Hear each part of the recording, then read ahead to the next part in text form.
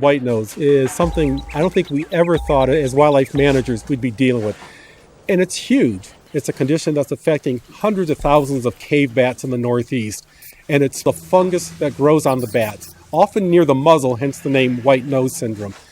And for some reason, the bats are burning up all their fat during the wintertime and literally starving to death before spring when the insects are out and they can replenish their food supply. There are 45 species of bats that live in North America. About 23 of those are hibernating species, so they would all be susceptible to dying due to white nose syndrome. And the Indiana bat was one of the first endangered species ever listed in the United States. There were about 900,000 Indiana bats, which sounds like a lot, but actually the populations had already drastically declined. And then around the early 2000s, we actually started to see some modest increases in the populations of Indiana bats. And then, unfortunately, that's when white nose syndrome came into the picture. And now we feel like we're really just fighting to keep these bats from extinction. Bats were flying outside in the daylight in the middle of the winter, which are dead bats, essentially. Now, this winter, it's in 9 states.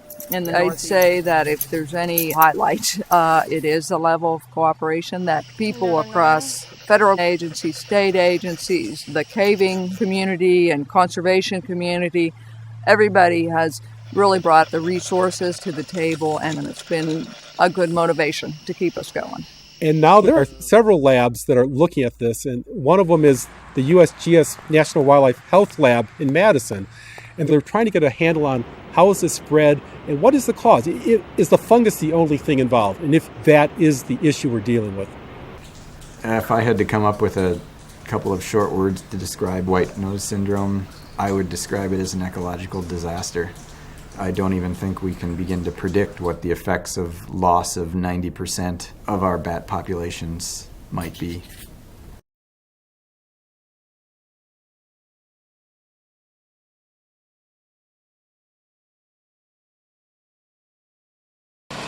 In contrast to holes and caves to which entrances are known and relatively safe, exploration of caverns requires special care, since construction work and blasting render the surface layer very unstable and can result in cave-ins.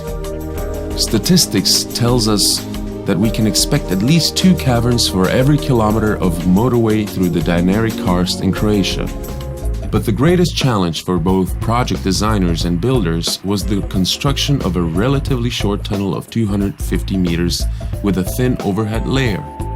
An additional complicating circumstance was the fact that the other duct of the tunnel is in function, with thousands of vehicles passing through it daily. After 8 hours of measuring, we have an insight into the approximate size of the hall. In order to be able to document it as correctly as possible, we also produce photographs with characteristic details. The main hall of the cavern is over 80 meters long, over 60 meters wide, and more than 40 meters in height, and the tunnels run across its center by height and across 1/3 of its length. Some have even proposed the construction of a completely new tunnel, since they believe the cavern was unstable both in its ceiling and its floor. With that in mind, a 3D animation of the hall ceiling was produced.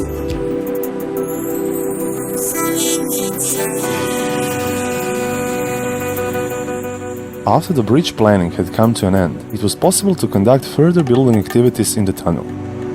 The construction of the bridge was finished in about 1 year.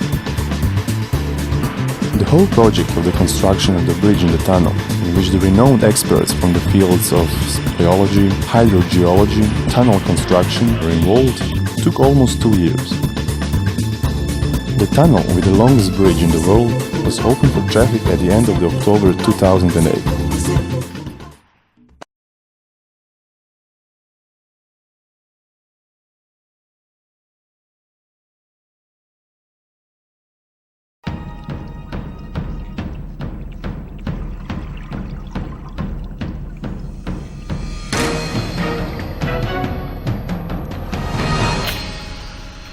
This is Steve Bogarts, Steve is an underwater cave explorer with over 6,000 dives into what is considered by many to be the most challenging and dangerous environment found anywhere in the world.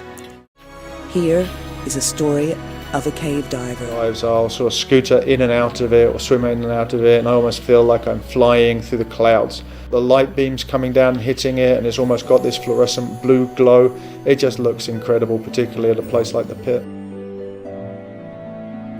Rising above the hydrogen sulfide layer after finishing checking the lines at the bottom of the cenote, he then grabs his scooter and heads toward the opening in the side of this immense cavern.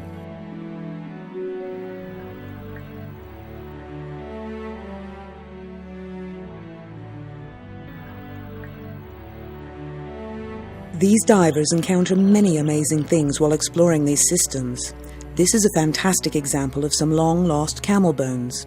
These camels, or camelops as they are called, were much larger than the camels we are familiar with today, and at one time thrived from Alaska to Central America.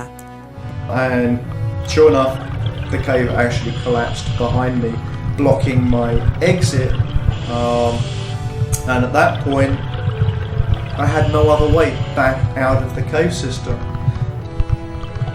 They are the ancient Mayan pots that seem to talk to you from the past, reminding you that there were people here thousands of years ago that worked and lived much as we do today. There are the bones of the owners of those pots that felt and learned and loved, that I somehow get the feeling would rather not be a mystery or a piece to anyone's puzzle, but would just rather be left alone. We're continuing the exploration, we're continuing to learn more and find out more about these unique, incredible cave systems, and now we're sort of like searching for another holy grail of cave diving, which is the connection between the Nahotch section of Sakaktoon and Sistema dos Ojos, to once again make Sakaktoon the world's longest underwater cave system.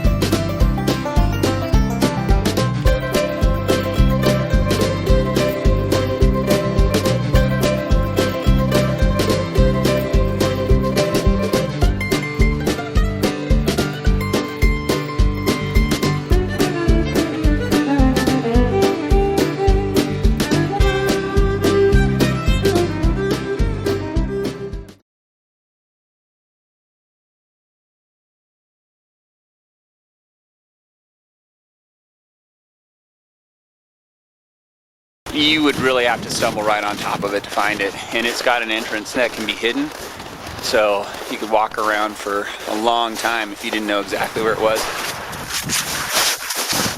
Under that gate right there, 4 miles of known passage, and who knows how much unknown passage.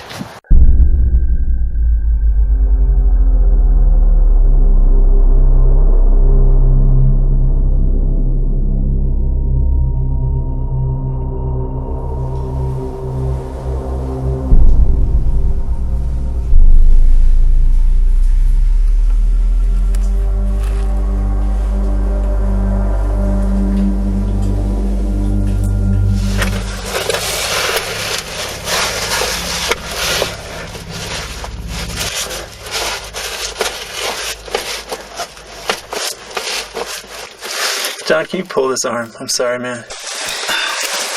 Thank you. And so I think that the excitement is slow to arrive when you discover something new. It takes a long time to get a big picture of what you're discovering.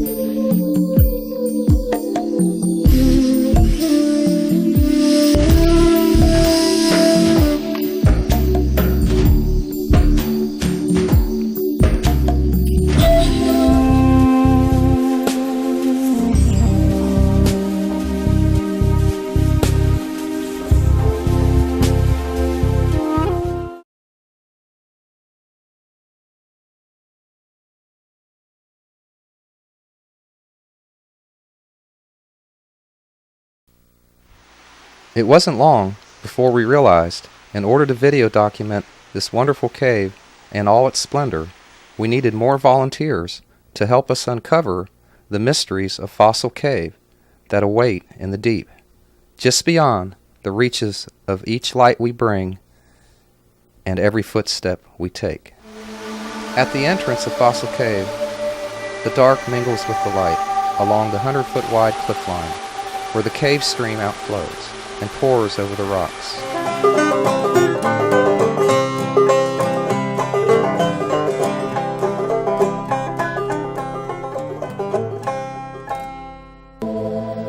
The passage on the right leads to and shows evidence of receding waterfalls.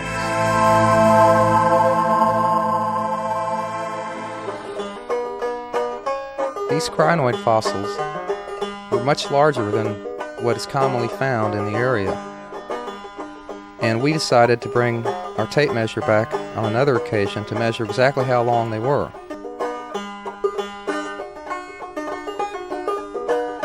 What we have here is fossilized crinoid stems. Crinoid is an echinoderm. It's a relative of the present-day starfish that lived in these Mississippian seas. The whole animal is rarely ever fossilized. At the top of the stalks was a thing called a calyx, which was a sort of a cup sort of a thing with tentacles sticking out from them. The reason you don't see them very often fossilized is because they were composed of numerous silica plates on soft tissue. So and they sat at the top of a stalk, this is part of that stalk. The stalk attached to the bottom. It was a sessile.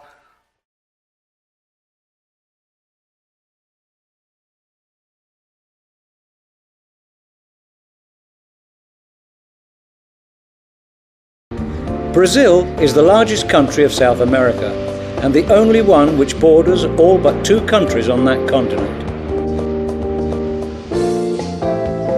In 2001, Brasilia hosted the 13th World Congress of Speleologists, a congress held every 4 years in a different country. With the congress over, we were given a unique opportunity, together with 12 other speleologists from all over the world, to visit the caves in the Terra Ronca area, in the northernmost part of the central region of Goiás. The approach to the São Mateo caves is truly inhospitable, even though we were there in the dry season. The colour of stalactites, almost as if made from metal, takes us by surprise.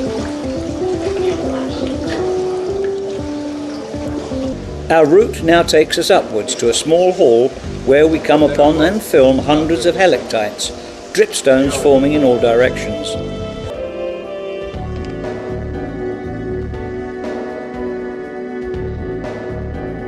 Some of them look like spirals or flowers and are quite unique. The place teems with thousands of insects attracted to our carbide lamps.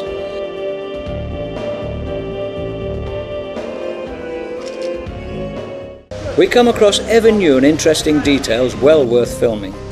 Each successive channel or hall amazes us with their diversity, as if we were in a museum of rare speleothemae. Terra Ronca, Portuguese for the land that trembles, is a system of caves after which the entire protected area was named. The name came from the local Indian population and was inspired by the thunderous roar and ground vibrations caused by the rivers plunging in the rainy season.